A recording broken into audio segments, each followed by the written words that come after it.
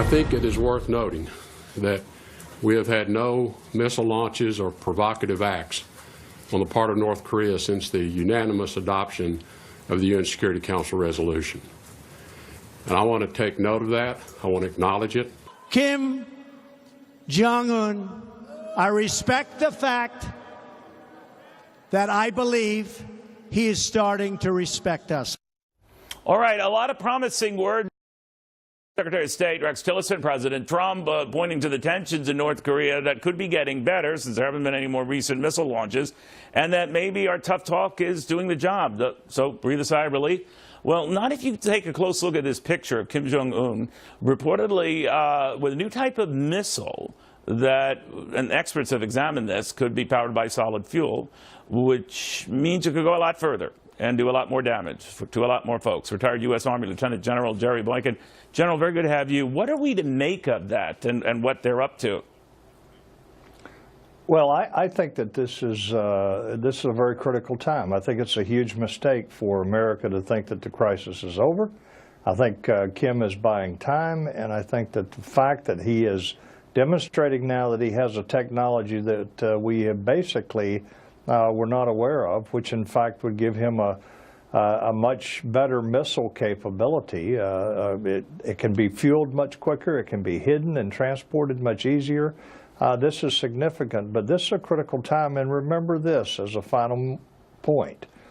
3 consecutive presidents said that it would not be acceptable for him to have a nuclear weapon. Now, Donald Trump is left with the inaction of our 3 previous presidents. He's got to do something. The crisis is not over. He has nuclear weapons. What are we going to do about that? So when you look at these pictures, General, you know a lot more about this than I do. I mean, they could always be fake, too, couldn't they? I mean, we might be getting all nervous about stuff that's just made up and just meant to scare us.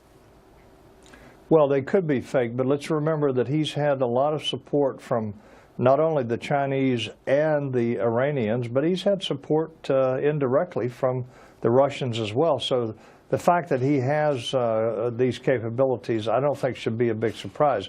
But remember, a lot of what we saw in that May Day parade as he drove through the streets with his demonstrating his capabilities there, a lot of that was very questionable as to whether it was real or just a facade. So I don't think we actually know the veracity of these reports or photographs. Do you worry, General, that if we take solace and comfort in having a few weeks go by without a missile launch, that itself is a little tragic, that we're grateful for a period of time that's fairly limited, only a few weeks, where he hasn't done this, when the average has been one every other week, that we're so desperate for signs of progress, and this is Democrats and Republicans as well, that we take false comfort here? Yeah, look, I wish that the Secretary of State and the President both would speak a little more realistically about the situation here. It was predictable that he was going to back down on the threats to firing missiles at Guam. But the reality is he has nuclear weapons, and that's what we need to keep coming back to. Are we just going to declare victory now and say that Trump stared him down? Well, that's not good enough. We now have to decide whether my grandchildren and your grandchildren are going to be right where we are today by having to deal with a nuclear-armed country like North Korea that has, by that time, increased and enhanced capabilities.